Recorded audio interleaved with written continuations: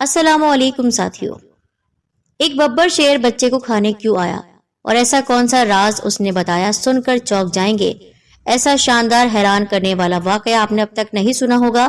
بہت ہی خوبصورت ویڈیو ہے، تو آپ نے آخر تک اس ویڈیو کو دیکھنا ہے اور براہ کرم ہمارے چینل سید زیب ٹی وی کو سبسکرائب ضرور کریں، ساتھ میں بیل آئیکن کو پریس کیجیے گا اور ویڈیو پسند آئے تو لائک اور شیئر کرنا نہ بھولیے۔ ایک اللہ والے جو بہت بڑے بزرگ تھے اور دور دور تک جانے مانے جاتے تھے۔ آپ کسی درخت کے نیچے بیٹھ کر لوگوں کو دین کی تعلیم دیا کرتے۔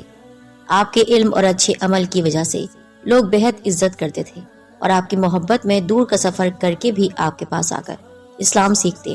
اللہ والے کی میٹھی باتیں ان کے دل میں گھر کر لیتی۔ اتنی بڑی شخصیت ہونے پر بھی کبھی انہوں نے غرور نہ کیا۔ اپنے ہاتھوں سے آپ محنت کرتے، جو ملتا اس پر رب کا شکر کرتے، کبھی زیادہ کی تمنا نہ کی، جو ملا اس پر شکر گزاری کی۔ یہی بات آپ اپنے شاگردوں کو بھی بتاتے۔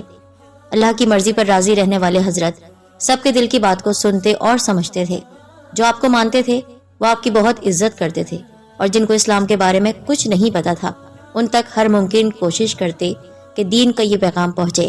دین کا یہ پیغام تو آپ صدیوں سے دیتے چلے آ رہے تھے، اور اس میں شامل تھے آپ کے بہت سے استاد جو اکثر آپ کو سفر کرنے کی صلاح دیتے، کیونکہ سفر سے ہی تو منزل ملتی ہے، سفر میں ہی برکت ہوتی ہے۔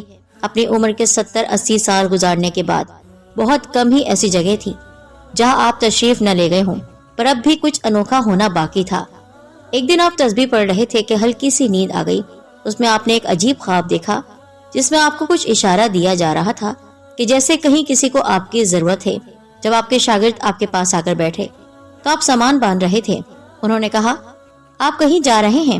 آپ فرمانے لگے، ہاں مجھے بہت ضروری کام ہے، اس کام سے کسی اور گاؤں جانا ہے، تم لوگ اپنا خیال رکھنا، میں جلد لوٹ آؤں گا۔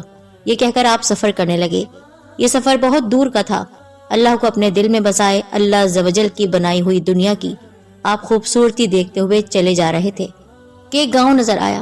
انہوں نے دل میں کہا کہ نماز کا وقت ہو رہا ہے، میں نماز پڑھ لوں۔ یہ سوچ کر آپ گاؤں میں تشریف لے آئے۔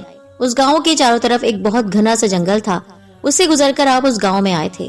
اس جنگل سے جنگلی جانوروں کی بھیانک آوازیں بھی آ رہی تھی، پر آپ کسی سے نہیں ڈرے اور بغیر پرواہ کیے گاؤں میں آ گئے۔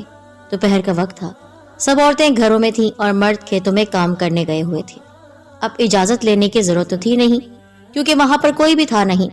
تو اللہ والے ایک سائیدار پیڑ کے نیچے آ گئے اور ایک مٹکے سے پانی نکال کر پہلے اپنی پیاس بجھائی اور پھر وضو کر کے آپ عبادت کرنے لگے۔